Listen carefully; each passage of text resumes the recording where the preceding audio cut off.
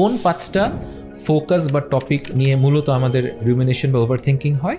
সবচেয়ে কমন হয় হচ্ছে আমাদের নেগেটিভ মুড নিয়ে, যে আমার এই সময় খুব অ্যাংশাস বা মন খারাপ লাগছে, কখন যাবে, কখন মনটা ভালো হবে, আমার তো মনে হয় কখনোই ভালো হবে না। আমরা এই নেগেটিভ জিনিস নিয়ে ভাবতেই থাকি other than trying to solve it. অনেক ডিপ্রেশনের ক্লায়েন্টরা কিন্তু এরকম করেন, তারা ডাক্তারের কাছে আসেন না, সাইকোলজিস্টের কাছে আসেন না, কিন্তু তার ডিপ্রেশন নিয়ে ভাবতেই থাকেন। এটা সবচেয়ে কমনলি আমরা পাই। সেকেন্ড যেটা আমরা পাই সেটা হচ্ছে ব্লেম করা, নিজেকে বা অন্যকে বা পৃথিবীকে, গডকে আমরা ব্লেম করতে থাকি এবং আমরা জাস্ট ব্লেম করতেই থাকি without solving the problem.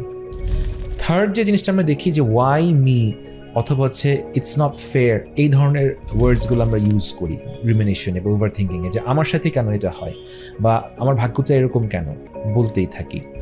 Fourth যেটা খুব কমন, পাস্ট রিলেশনশিপ নিয়ে। কোনো একটা রিলেশনশিপে আপনি হয়তো খুব সাফার করেছিলেন, আপনি হয়তো বোকার মতো একটা বাজে ছেলে বা বাজে মেয়ের প্রেমে পড়েছিলেন, অনেক সময় নষ্ট হয়েছে, এখন আপনি সেই রিলেশনশিপে আর নেই, কিন্তু সেই ঘটনাগুলো আপনি আর ভুলতে পারছেন না, সেই নেগেটিভ জিনিসগুলো বারবার আপনার মনের মাঝে আসছে। লাস্ট, যে কোনো পাস্ট ইভেন্ট নিয়ে, হয়তো আপনি কোনো একটা পরীক্ষায় পড়াশোনা করেননি দেখে আপনি রেজাল্ট ভালো করেননি, আপনি এখন ওভার থিঙ্ক করছেন, আমি কেন তখন পড়াশোনা করলাম না, আপনি ভাবছেন, আপনি প্রেজেন্টে নেই,